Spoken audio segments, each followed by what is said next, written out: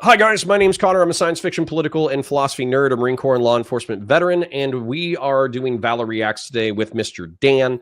And I'm going to let Mr. Dan introduce himself momentarily. We're going to be watching some scenes from Gladiator, pausing intermittently and breaking it down. But Dan, could you tell the folks at home who are unfamiliar with you who you are and what you're about?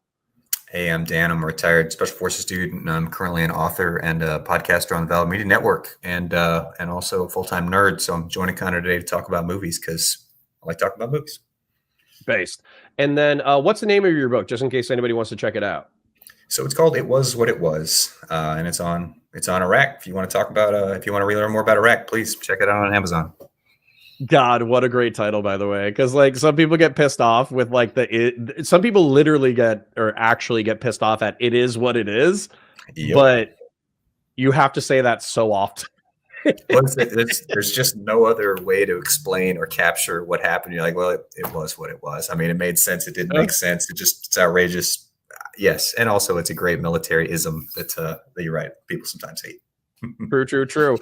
Quick shill before we get cracking. Like the stream. That way people know that we're live. They can join in, participate in the chat. We have plenty of cool people in here. Comment on the VODs as they come out. That way they get engaged in the algorithm. Super chats if you got them. Never required. Always appreciated. Memberships if you got them. Never required. Always appreciated. And with that being said, let's go ahead and get into the content a bit.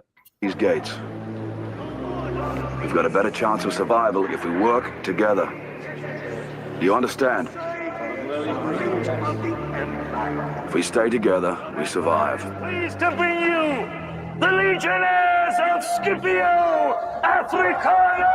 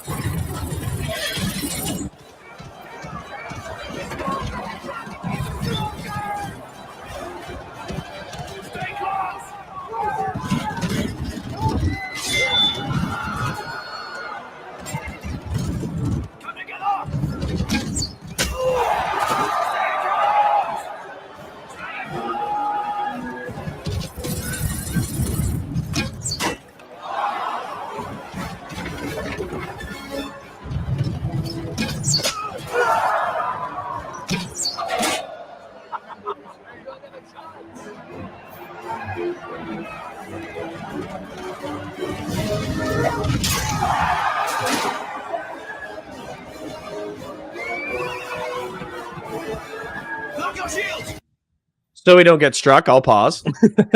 But what I'm just going to say this because I love this detail. So I think it's really easy for people to conceptualize this as like all ancient history, right? And so like we kind of just like throw it into almost like a fantastical part of our brain. But what I love about being a history nerd is actually looking at everything that they're wearing. And by the way, I don't know if it's historically accurate, but they have the chainmail, right? And so at this point, we didn't have robots, we didn't have 3D printers, we didn't have any of that stuff. So somebody had to physically melt the metal, make tiny rings, and link them all together. For the helmets, they had to, hammer them and shape them and all that kind of stuff. For the spears and the bows and the gold inlays and all of this stuff had to be procured by human hands and like intentionally built. And I think that's something so cool about the ancient world is how much detail and art there is. Oh man, now you just go on Etsy and get a set of chainmail for like $85, right? You're like, oh man, this is great. I don't know if it's any good, but yeah.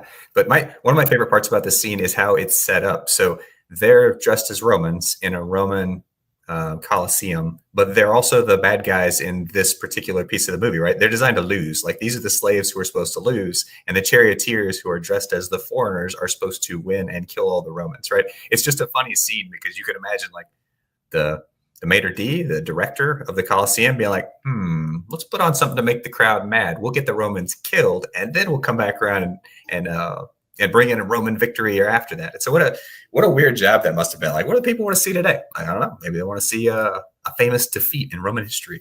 Just funny. Well, and I love the cheering of the crowd too, because you hear similar cheers in like football games, right? And so bearing in mind, like thinking like 2,000 years ago, You know, they didn't have football. They had people fighting to the death, which kind of seems like an extreme thing. But then you realize that the ancient world had a totally different relationship with mortality, where effectively, I feel like in the modern era, we're so used to like hospitals being able to, you know, civilian life. We're able to make it into our 80s. We're used to hospitals extending our lives. Some of us have grandparents who have lived to be in their 90s or hundreds. And so we have this thing of like, okay, well, everybody should, you know, live as long as they possibly could. Whereas I think in the ancient era, death was so common that people effectively were like, well, I want to do something cool before I die, or I want to see something cool before I die. And that was their relationship with death. And it had to be super exciting to go to one of these, right? I mean, you think going to a football game is pretty exciting. It had to be some like get your blood up, super awesome. You're getting your snacks, you get your seat, and you're seeing some like real life and death shit right there on the floor. And I don't know if that's good for people to see that all the time. I think there's a lot of arguments that maybe the amount of violence you can see on the internet is actually really bad for people's mental state. But it must have been exhilarating, if nothing else, to go to one of these things and watch this in person. I mean, front row seat for that. You might catch a spear. Like legitimately, you're at risk of dying when you go and watch one of these. So I can imagine. Well, actually, I wonder, do you think ticket pricing was based that way? Do you think front row seats were cheaper because you might die, or how did that work? I have no idea, but see, that's a funny insight though. But I don't know. Sapien and Bo Dickerson actually say that gladiators didn't normally fight to the death. I would actually have to Google that. That would be, you know, bear in mind, we didn't have, or at least in the early thousands when I think this came out, I don't think we really had Google or Ask Jeeves or Yahoo as much. And even if we did have it, we didn't use it as much. You didn't instantaneously Google every historical fact ever. So I'm just going to have to do a fact check on you guys later on, because then that's kind of weird to me. You have all these gladiators who go into the ring and they fight to what? Like first blood? They just get cut and then you kind of pretend to be dead. I could see. I bet it depended if you were an expensive gladiator or a cheap gladiator, right? Because I mean, I bet a lot of these people were just slaves who were rounded in there, given the shittiest gear possible, and like your expectation is to die in place. The expensive gladiators are going to kill you for the enjoyment of the audience. But I won't swear to that. But I would imagine that the price of a gladiator went up dramatically as he got more competent. But early on, I bet there's a lot of people just herded in there to die for the show. Well, and I know for a fact, there were basically like the animal gladiatorial stuff, which we might see later on today, which is effectively like they would just sacrifice people to wild animals as a part of capital punishment. Sure.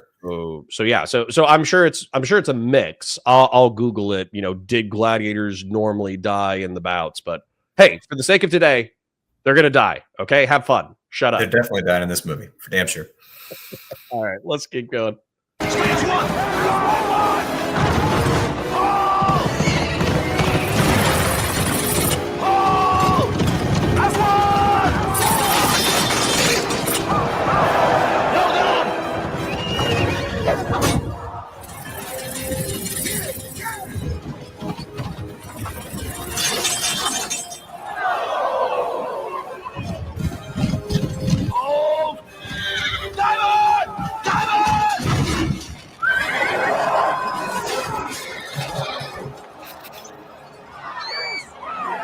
We talk about center of gravity, man. Yeah, I think this is where we have to go with rule of cool over realism. I don't know if jamming a spear into a spoke or letting a chariot ride over a shield at a 45-degree angle.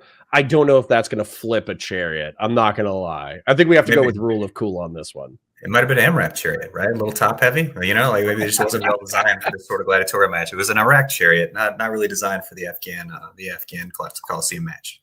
Well, I don't want to ruin the movie, but I will a little bit. There's at least one chariot flip here where if you pause the frames, there's a massive CO2 canister that's visible. The chariot flip. But yeah, and actually just Googling it, effectively what I see is that fights would result in the death and it would be voted on by the audience. But more often than not, the fights were not to the death, and it was effectively like a wrestling match and or like an MMA match. So it was like a bloody battle, and people would get stabbed, cut, etc. But they're effectively professional fighters, like MMA fighters. And so, since the owners wanted to keep their fighters for as long as possible so they could make as much money as possible, showmanship was more important than lethality. No, that makes sense. I mean, that's the rule of a cool applied a different way. Like, you better be cool enough that you get that thumbs up. Otherwise, you might don't be the guy that doesn't get along with the crowd. Right? Well, and think about the politics of that too, because if you're talking about like John Cena, just as an example, right? Like modern wrestlers, there's probably a certain element where there's like heroes and anti-heroes and all that kind of stuff. But there's also probably a time where you wear out your welcome either as a hero or an anti-hero. And so imagine like your fate being decided by a fickle crowd of people who you've either pleased or displeased over the past decade, and they're deciding whether or not you're getting your head chopped off. That's pretty and crazy. You're just hoping that the day you fight, it's not cold and rainy. Because if it's cold and rainy, you're fucked, man. They're definitely going to vote to kill you. Like, everybody's salty, everybody's pissed off. Like, you're not going to make it. Please be nice weather today. Yeah. Well, okay, Bo Dickerson, stop ruining our enjoyment of historic violence. Okay, you're like, as a matter of fact, there's no evidence of the voting system. Like, okay, actually, we're here to watch people get stabbed. Bo, relax. But Andrew, thank you for your super chat, deeply appreciated. All right. And then Christian Blair says the coolest scene in the sequel was them flooding the arena, which is historically accurate until Ridley chose to replace crocodiles with sharks. Yeah. I don't think they were able to bring in salt water. Thanks, Ridley Scott, you jackass. He made Aliens. I will forever be indebted to him for making those movies. He's not like Michael Bay, where I have absolutely no sympathy. None whatsoever. I've watched the new ones, by the way. What's actually interesting is a lot of people hated Prometheus and Alien Covenant, and I'm about to watch Alien Earth for my breakdowns for the science fiction channel.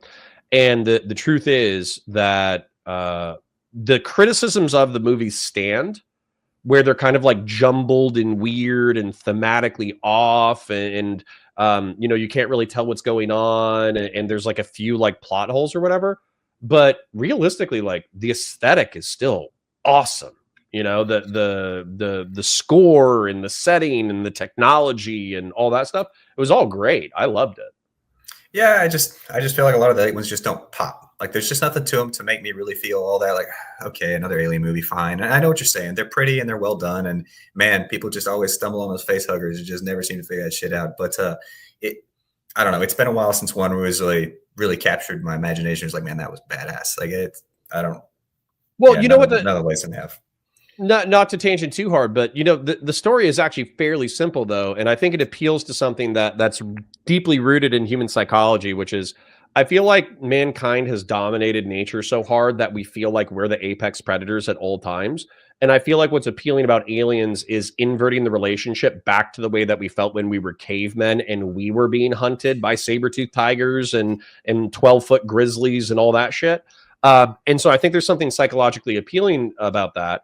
And then not just that, but also like the horror, where space is supposed to be, at the time, it's supposed to be this Gene Roddenberry Star Trek, high technology, utopic, mankind spreading to the stars in an enlightened fashion. Whereas Aliens is this like brutal, disease, xenophobic, predator, mindset. And it's effectively like a reminder from Ridley Scott that space might not be beautiful. It might be horrifying and dangerous. Well, and I love the way he captures the element of time that's involved in like the distance. Like, he makes space feel very remote. He does a good job of making it feel like when you're out there and you're alone, whether you're the little squad of Marines or you're the corpo folks out there, like coming back, you're like, it's going to take you 86 years to make it home and no help is coming. And he does a great job at both the tactical level of like alone and afraid, but also at like the macro level, like super alone, no help coming for you, man. And, that's one of the reasons this stuff's really engaging, though, right? Yeah. And I would say that's one of the things about like colonization or whatever. You kind of have to shift back to the mentality of like the Manifest Destiny pioneers. I know it's easy to hate on them in the modern day because they killed Native Americans and blah, blah, blah, PC, blah, blah, blah. But think about that. It's like, You're setting up a carriage. You're carrying everything that you need to survive within the carriage. You have to find water every few, like maximum, like within a week. You have to find drinking water. You have to hope that that drinking water is clean enough that you don't shit yourself to death. You either have to hunt or forage as you go because you probably have dried food provisions only for so long. And if your wheel wagon breaks down and you don't have a spare, or your spare breaks, you're fucked. You just kind of have to hope that you make it across. And there are plenty of people who died who didn't make it across. Yeah, it's like the pre-industrial version of living paycheck to paycheck, where you're like, man, if your food runs out, that's it, man. You got to go to stash. And to answer the chat, I've seen Prometheus. I haven't seen Romulus. I'll have to check it out if it's got a cool ending. Yeah, and Starhawk says Prometheus is criminally overhated. I agree. Basically, the main thing is David is a dick. The robot is an a-hole, and they don't really explain that he's a villain until he starts doing villainous shit for what seems like no reason. And then the other thing was like when the spaceship was crashing, they ran along in the direction that the spaceship was crashing, which means that they were more likely to be crushed to death. But that was seriously like, that was such a, and then sorry, somebody was like playing with a Cobra. Somebody was playing with the Space Cobra, which was stupid. But anyways, they could have really fixed it with like 2 or 3 like minor writing tweaks, and it would have been an excellent film. So I do think it's overhated. But anyways, for the sake of flow and the fact that we're definitely not going to get through all of this. We're not going to make it, man. We're not going to make it, but that's okay. We're going to enjoy some beautiful violence.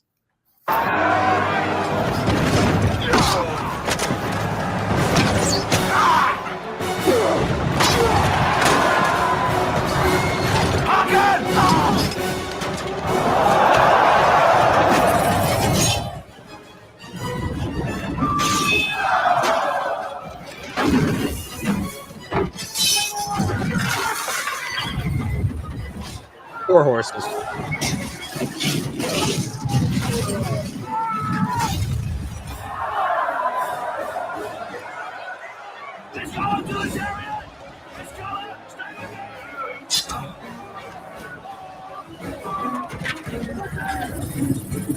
Get out there!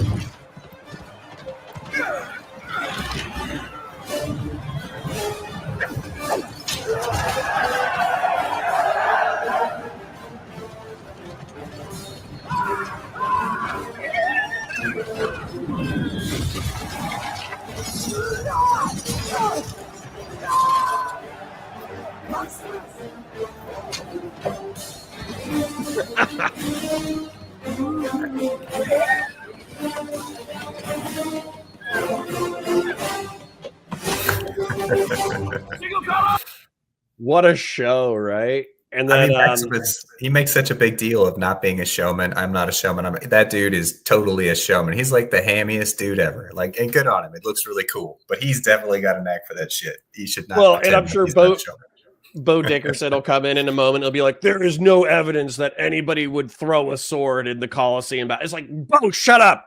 It was pretty cool when he threw the sword. Listen, this is epic, and I'm also sure that like the forging, like the forgeries, I'm sure they were capable of doing this, but how often there was this level of ornate armor and helmets, like I think they haven't found, because this is a combination of like multiple styles, and it's also exceedingly complex. And so while I think that like Gladiator armor was ornate, I don't think that a lot of people would have gone through the metallurgical process in order to make this helmet. Well, but let's face it, this helmet is super iconic for a reason. And it's the loser's costume. You think they spent any money equipping the people who were going to get murdered? Hell no. Like that gear was going to get beat to hell. You would have spent the money on the expensive dudes who were going to survive, so you didn't get all your gear ruined. I'd imagine. This is just me guessing, but I wouldn't sink any real money into the guy who's going to get his head bashed in by the chariot. Well, and that's why we might get to it, but the Gallic fight, like the Gallic champion later on, that that's a guy that I can imagine had like crazy ornate armor because effectively he's like a champion of the Colosseum lasting for a decade. That's the guy where I could see that they would go all out with the leather and the ornate, all that kind of stuff.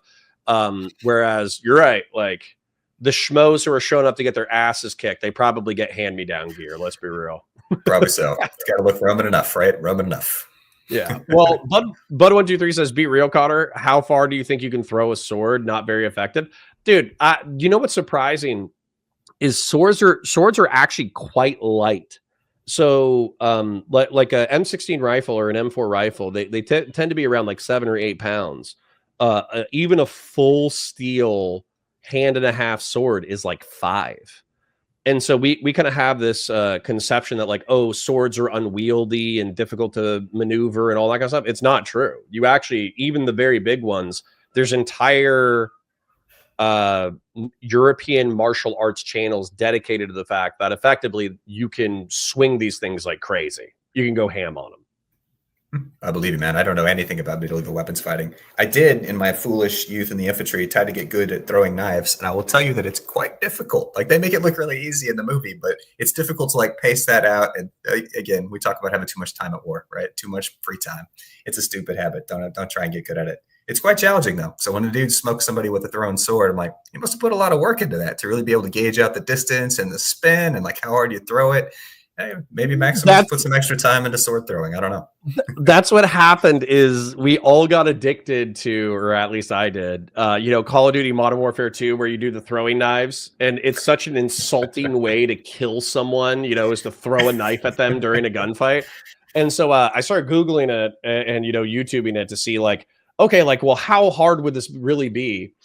And then they're like, okay, so you have to look at the spin of the knife. You have to get the right distance. You have to gauge how much spin you think you're going to put on it, which correlates with your level of force and like all that kind of stuff. And then after the 5th or 6th thing that I had to keep in mind for a throwing knife, I was like, I'm just going to shoot the guy. It's just not. Let's just say that there's a high degree of skill that must be invested in order to become good with the throwing knife. It's not just like plug and play. Pistol, relatively easy to point and shoot. You might not hit, but you're going to succeed at shooting it.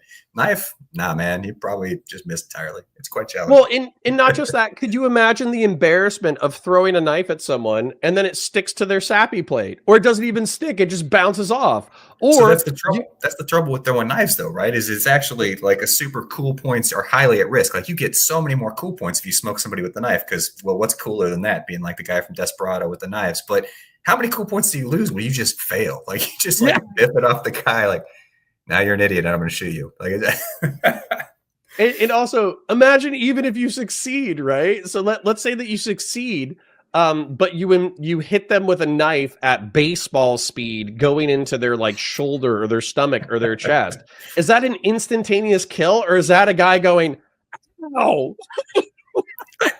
I think if somebody hits you with a knife, the Geneva Convention requires that you acknowledge the awesomeness of what they did, and you just like at least lay down and play dead. Like you got to just like, badass, man. Well done. I'm fucking going down. You win. And that's written in the Geneva Convention somewhere. I'm like 80%. Right. It needs to be agreed to beforehand that if you are impaled with a knife, you basically have to take a nap. Like you have to lie down and go, all right, I'm not allowed to fight you for the next 30 minutes. Exactly. An acknowledgement of the awesomeness of what you did.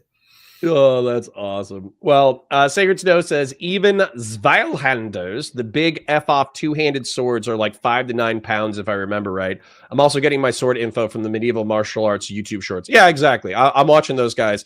There'll be a dude who's dressed up in effectively like German mercenary outfits from the 1600s, and he'll take a big two-handed sword, and he'll basically do like an infinity symbol, like figure 8 circle, over and over again, and it'll be incredibly fast. Now, how that relates to striking an opponent or bouncing off of a shield or bouncing off of their weapon, I have no idea.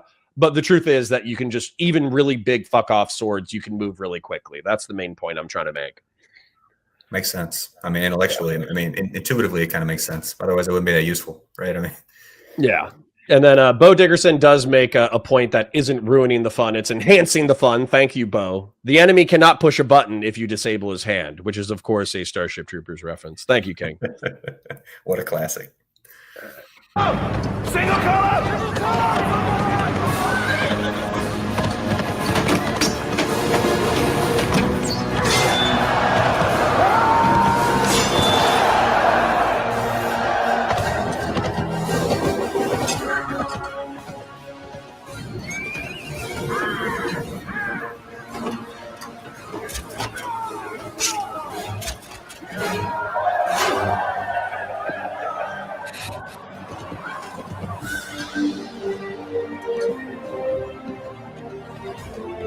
Now, I think the rest of this scene is just Russell Crowe being iconic and him giving the middle finger to the Emperor. So I'll let him have like another 10 or 20 seconds, but then we'll move to the Gallic champion battle. Give him his moment. He earned it. That's victory. Sorry, what's that? I said give him his moment. He earned it, man. Is there anybody better at these epic movies than Russell Crowe? Like, was he just the best protagonist in these things? I thought he was awesome. He really was. You know what's pissing me off though? You know, I gotta talk about the DEI representative whatever thing. You know, is like, listen, I have no problems with like a plurality of characters. You know, we were just talking about Aliens. You know, Ripley is a phenomenal character, but just every now and then, all right, I want a white straight dude who is not Pedro Pascal. Okay, just every now and then, just mix it up. You know, just find this generation's version of Russell Crowe and cast him in some things some of the time. I'm sick of Pedro Pascal. So for me, it's all about just the historical narrative. Like, look, is it historical fiction? Cool, man. To just make it historical. Like, whatever was there, make it that. And if you want to make a movie about things that cover the other ethnicities, then cool. Make movies that are set there, and then it makes sense. But when you see something that's super jarring, it takes me out of the atmosphere. That's all. It's my only complaint. Yeah, I love so it's kind of rough in American media, but it is I think it's abating. I think they're getting back to some level of like diverse casting, but not so diverse that it's kind of in your face. But what's so funny to me is I think there's a romance drama show. I think it's called Bridgerton, and effectively like the king himself is actually, not only is he West African, which let's face it, there weren't a lot of West African kings in England, you know, in the 1800s and the 1900s, but also he was in a wheelchair. And I was like, I don't think this is a thing. Like, too far. Yeah, just again, set it in Game of Thrones world, set it in another world entirely, and I can accept whatever you want to give me. But if you make it historical fiction and you call it that, you got to throw me a bone and make it somewhat tied to historical. Otherwise, it's just fiction. Yeah. And then Sacred Snow says, best I can give you is Twink Timothy Chalamet. True, but you know what? I'll take Timothy Chalamet. Actually, just Timothy Chalamet, because you know what? He, in my opinion, in the new Dune movies, he put it on the line, right? Like every scene that I see, yes, he's skinny. Yes, he's scrawny. Yes, he looks like he would snap, you know, if somebody like yanked his arm the wrong way. However, that I've only seen the clips, but the fight between him and Fade Routha, the bad guy from the Harkonnen family, dude, he was acting his ass off. He did great. Loved him in that movie. I actually love the new Dune movies. I was super skeptical. I'm a David Lynch Dune fan. I love the old David Lynch movie, and I haven't loved what they've done since then. These were great. I mean, man, could you do better than the Harkonnen casting? Could you do better than? I mean, all of it was good. It was excellent. I agree. Well, here's my problem is the way that I talk to people about Warhammer is the way that people talk to me about Dune, where they're like, if you get into it, you're gonna go all the way into it, and I just don't have like that much like hard drive space left in my brain. And then when it comes to the Dune movies or whatever, I will be breaking down the films eventually. But what I'm going to be doing is for the Sci-Fi Channel. I kind of created like the prehistory movie or the episode that I might have showed you. I don't know if I remember if I did. But basically, like for Warhammer, there's the war with the Men of Iron, which is effectively the Butlerian Jihad. So I want to break down Dune as if it's Warhammer prehistory on my Sci-Fi Channel. Okay, I mean, there's a whole series of books on it, like Frank Herbert's Kid. I'm going to say it. He sold out and decided to write a bunch of prequel material that is of questionable quality. But yeah, I mean, there's plenty of source material. If you want to talk it, that world is pretty well fleshed out. Yeah. Well, and what was the other thing too? So what's interesting to me, you know, I know you're a fellow 40K nerd, is so there's the pariah gene, right? Which is the people who are invisible in the warp. Mhm. And so what's interesting is that if I understand the narrative correctly, the Emperor effectively in Dune wants to do a holy purge for like a millennia or whatever, like when he becomes the worm god or whatever. But the whole point of it is so he can manufacture humanity so they can be independent of the scryers, like the body Jesuit or whatever, which The effectively preachers, yeah. it seems to me like he's trying to manufacture the pariah. Like he's trying to manufacture humans who are incapable of being manipulated by the warp. And what's interesting about the pariahs in the 40K setting is they are the ones who disrupt the chaos gods trying to manipulate humanity. No, there's a lot of overlap that for sure. But yeah, his big project is to try to free humanity from the kind of tyranny of prescience, right? He's like, okay, we can see the future. We're controlling these people. He wants to kind of breed in, like you said, somebody that's immune to that, somebody that's invisible. If you can't see them, then I think there's also a degree of like personal boredom wrapped up in that, because he's like immortal and he's lived forever and he's bored as shit. Like he's seen it all and he's seen everything and needs something that could surprise him. And so I think a lot of the book is him trying to create a situation that will actually surprise him. And it's super interesting. And yeah, I see Christian's comment on 1984 Dune sucking. For me, I was a little kid when it came out. I watched it when I was 5 years old. I can never separate the nostalgia from the movie. So there's some things like The Beastmaster that are just god awful when I watch them now. But for me, they're always going to be good because I just saw it when I was little and I can't get past that. So I disagree. Respectfully disagree. Yeah, we'll get into the next scene, but my wife, she refuses to sit down and watch The Princess Bride. And The Princess Bride is, you know, like correct me if I'm wrong, maybe I'm using the wrong title, but it's effectively like a grandfather reading his kid like an adventure story. And there are elements of romance, but there's also like a lot of really funny action in there. And her eyes just glaze over whenever we start the movie. And I'm like, what the fuck is wrong with you? It's one of the greatest movies ever made, like hands down. And it's aged super well. Like in my opinion, you've bumped into very few movies that have aged as well as The Princess Bride. I can watch it today. It's pretty much as good as it was. It's still funny. It still has good action. It still has good quotes. So I don't know what her problem is, but yeah, anyways. Well, I only got you for another 10 minutes, right? Yep, that's it, man. All right, so let's try to get some of the clip in here for the champion, and then we'll probably just pause, react, outro, and then we'll probably call it on Gladiator. And then guess what? This movie's been out for 20 years, so if you haven't watched it yet, you know you can go spoil it on your own. As in retirement, Caesar is pleased to bring you the only undefeated champion in Roman history, the legendary Tigress of Gaul. Of Gaul. And I'm going to fast forward a little bit because effectively Maximus snubs the Emperor and then the fight starts. I mean, it's like WWF, right? You got to have your build up. You got to have all your build up before you get going. It's part of the fun. Well, and they built up for 2 minutes, and I want a little bit of violence before you get out of here. So let's do it.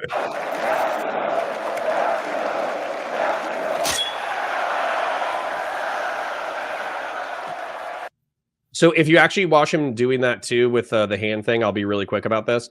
The dirt thing is supposed to be partially him waking up for the battle, because he is so disassociated in general through like decades of warfare that the rubbing the dirt in his hands is effectively like his way to wake up and stop being disassociated.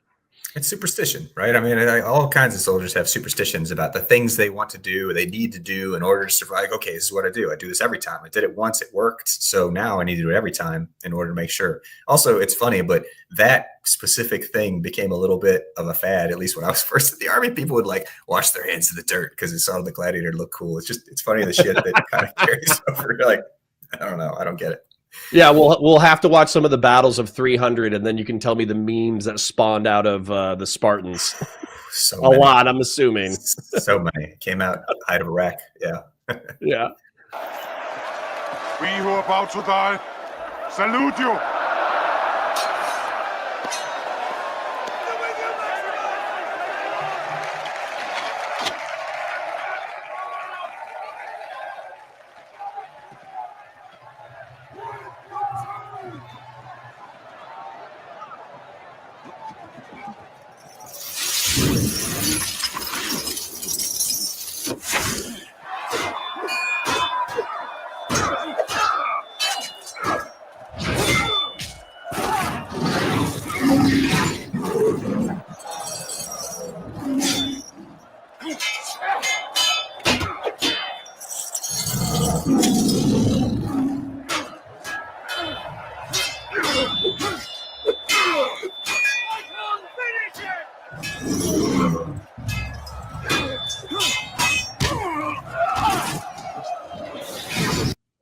So I'll say, just because I only got you for another few minutes, I like that the Gallic champion fights dirty. Like he kicks dirt in his face, he kicks him when he's down. He keeps pushing with the flurry, and I gotta say, like, when you get older, you gotta get dirtier as a fighter. Because these young kids, they got better cardio than you, so you need to beat their ass, and you need to beat their ass quick. His VO2 max is way better than yours, man. Although Maximus isn't exactly a spring chicken. So yes, but I know what you're saying. The one thing I don't like about the armament on it is I feel that the shield is the more practical choice for an aging gladiator who's looking mostly to stay alive at this point. I mean, he's very showy. He's got the two weapons. I get it, but I feel like the shield would have been a much stronger choice in terms of I don't want to die during this fight. Because I think shield give you a pretty solid advantage. That's just my ignorant hypothesis. Well, but maybe, like I was saying earlier, like maybe death is so much a part of the thing. Like he's got two options, right? Because they don't understand, they can't prevent heart attacks. There's no open heart surgery in medieval Rome. There's no chemotherapy. There's no cancer treatment. There's no oncologist. So his options are withering and dying of cancer, which is a disease they don't even understand, having a heart attack randomly as like a 60-year-old who's wine drunk as a retired gladiator, or dying in glorious battle. So maybe he wants to die in glorious battle. I have no idea, but that could be part of the mentality for sure. They did pull him out of retirement for this. I think that's what they say during the buildup, right? He's pulled out of retirement for this scene. I feel like he would take the 60-year-old in the heart attack. That's just me. Just knowing a few aging gladiators in my own life. I think most of them are like, I'm good. I'll die at 60, surrounded by, hookers and fucking whatever the Roman equivalent of blow was, right? For me, it's family.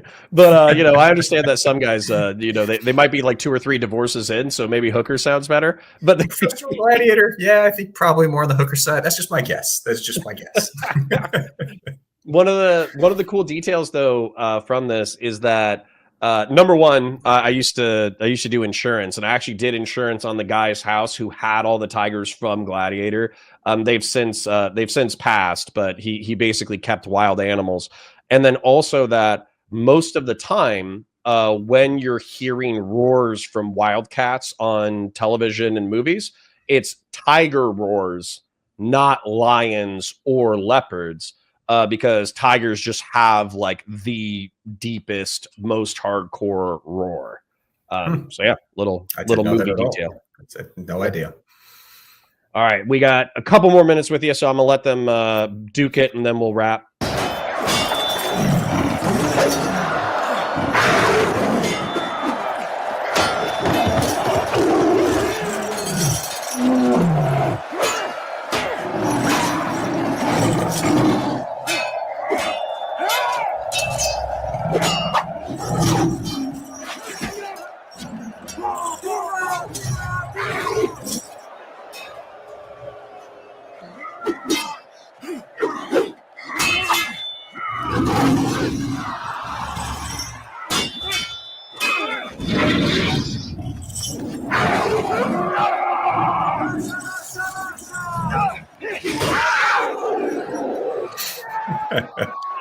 Took that tiger like a champ.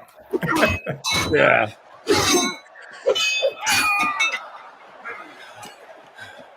I'm gonna get to the disarming scene because realistically, that's kind of the end of the fight.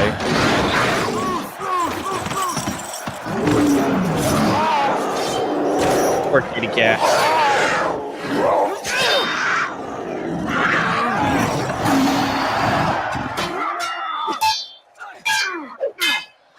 That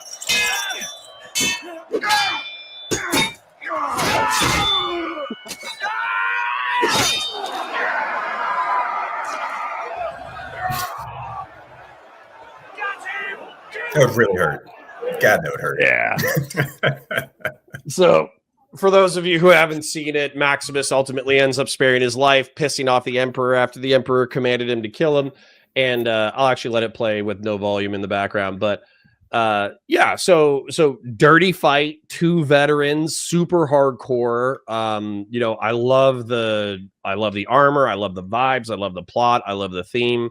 You know, Russell Crowe was an excellent actor at the time. Still is, but I think this was peak. Mm-hmm. No, they did a great job of making it like there's no trace of humor in him throughout this movie. And to me, that would have ruined it all, right? Like one of the reasons he's so good in this role is he's super, super serious. And that it just works well. Like they didn't try to make it like, God, what was that old Heath Ledger movie with the Knights of the Round Table, the Arthurian? You know what I'm talking about? A Knight's Tale. A Knight's Tale. There we go. You're like, all right, you're trying to make it funny. Ha ha ha. Okay, it's not working for me. Really, maybe A Knight's Tale. I don't know. But they did a good job keeping it serious, and I love it, man. You know, I actually, what's funny is A Knight's Tale is one of those corny movies that has a special place in my heart, even though that I know that it's bad and it's historically inaccurate as hell. But like what's cool about this, and there's a movie or not movie, there's a game called